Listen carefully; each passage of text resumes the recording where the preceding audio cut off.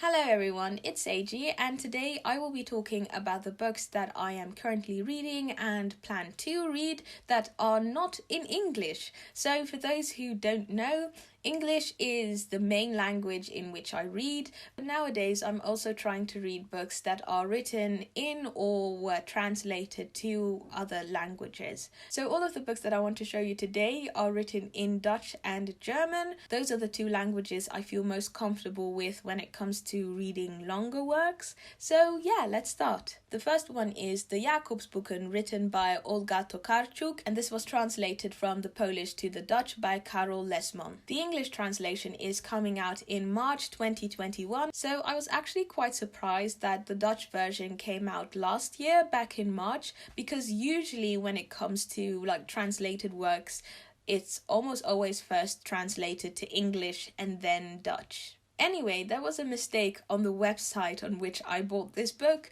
because it said that it had 300 pages. And I was like, great. I read Drive Your Plow Over the Bones of the Dead a couple of months ago, absolutely loved it. So I would love to read another piece by Tokarczuk. And so I was very shocked when the package came in because it was like this big. And I was like, okay, that's a bit peculiar for such a small book. Turns out it's 900 pages. I am going to take forever to read this book, but I also like to see it as a challenge because at the start of the year I had said that I wanted to read bigger books. So this is the best place to start, I guess. But yes, if anything, I think that picking up the Dutch version was the best thing for me to do, because I'm pretty sure that I read way faster in Dutch than I do in English. So, what is this story all about? Well, I can tell you it's a lot. It encompasses this huge voyage across 7 borders, 5 languages and 3 religions. The story itself is told by the dead. It traverses the Habsburg and Ottoman empires and the Polish-Lithuanian Commonwealth in search of Jakub Frank. He was, and this is actually true in real life, a very controversial historical figure from the 18th century, as well as the leader of this mysterious Jewish splinter group that at different times converted to Islam and Catholicism. This book examines Frank from both the perspective of his followers as well as from those who reviled him. Moving on, I have a Dutch book written by one of the Grote Drie, or the big 3. These were the 3 biggest post-Second World War writers of the Netherlands.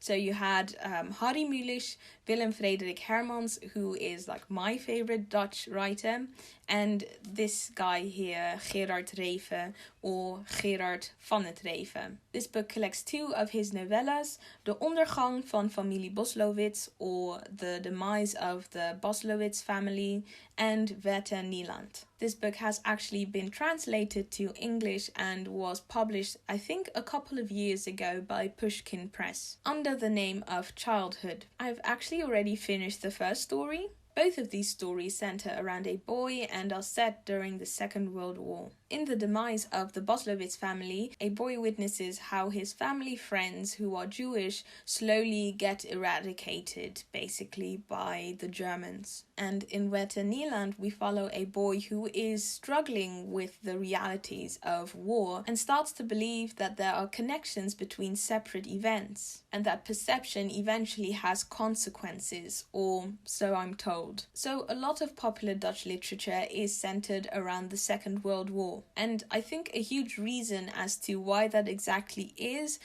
because the aftermath of the Second World War is basically inescapable here. I, for instance, grew up close to places where there were just plaques all over the streets that showed the function of a building during the Second World War, or a place where someone perished during the war. I mean, even when I was studying in Rotterdam, the bike route that I took to university was filled with these red lamps on the floor, which basically signified where all the bombs in Rotterdam fell. So basically what happened was that Germany had invaded the Netherlands and they threatened to bomb Rotterdam if they wouldn't capitulate.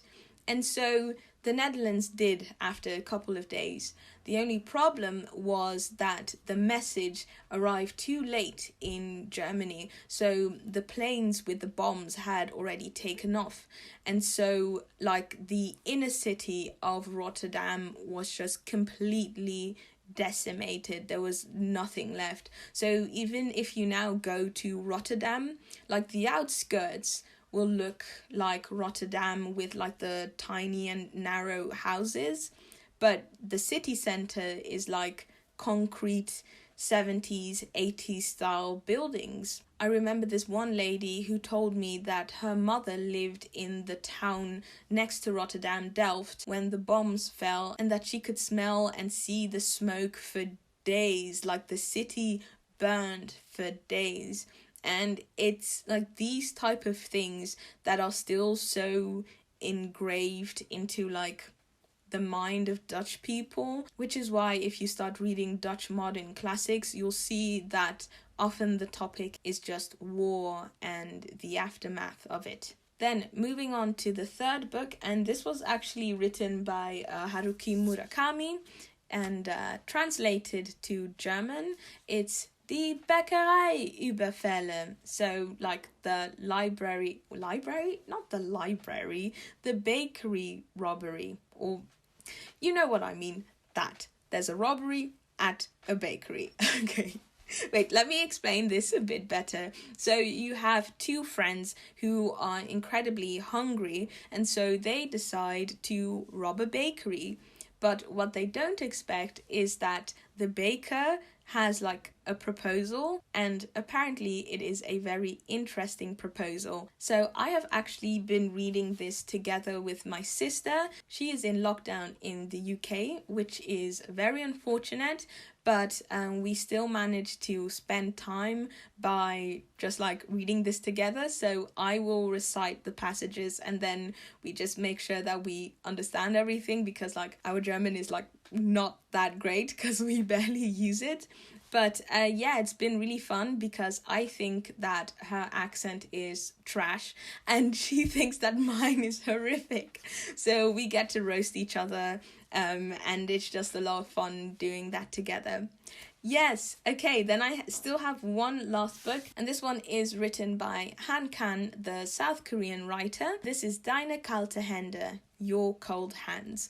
So I have no idea when this will be translated to English. I don't even know if the rights have been sold, but yes, this one came out, I believe, a couple of months ago, or a year, not too sure. But yes, let me tell you what this book is all about. So it is a novel about loneliness, the loneliness of the human existence. So one day you have this sculptor by the name of Jang Eun-young who just disappears out of nowhere, and he leaves behind this very fascinating plaster statue, if that makes sense. You know, the stuff that you dip your hand in and then you put all the plaster in and then you have a sculpture.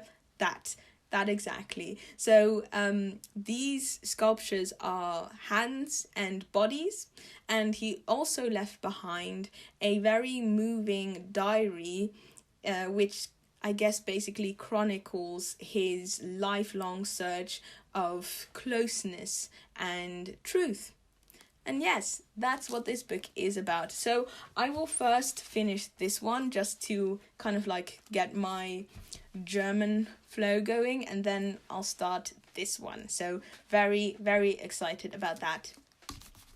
Okay, I think that's everything I wanted to talk about. Yes. Thank you so much for watching. If you like the content that I make on this channel, perhaps consider joining my Patreon. I run a monthly book club where we discuss diverse classics. It's loads of fun. You can also just support me by subscribing, liking and commenting. Anyway, as always, thank you so much for watching, and I hope to see you in another video. Bye bye.